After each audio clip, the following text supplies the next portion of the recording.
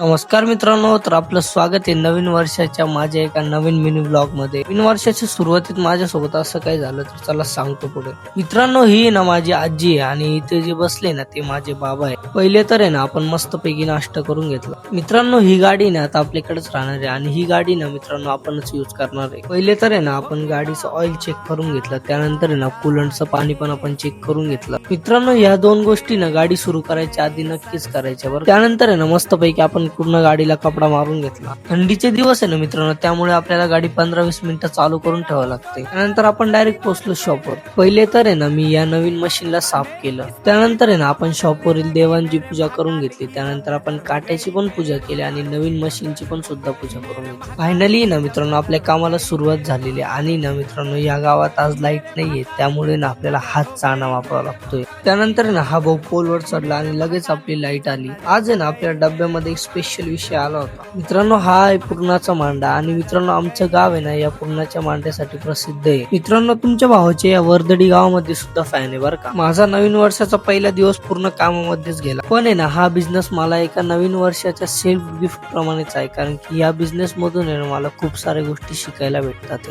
तुमचा नवीन वर्षाचा पहिला दिवस कसा गेला हे कमेंट मध्ये नक्की सांगा बरं का. मित्रांनो तुम्ही मला 2025 मध्ये खूप सारं प्रेम आणि खूप सारा सपोर्ट दिला, त्याचप्रमाणे मला 2026 मध्ये पण तेच प्रेमाने तेच सपोर्ट द्या. चला मग भेटू पुढच्या ब्लॉग मध्ये. तेवढं तुमच्या भावाला सबस्क्राईब आणि फॉलो नक्की करून घ्या. धन्यवाद.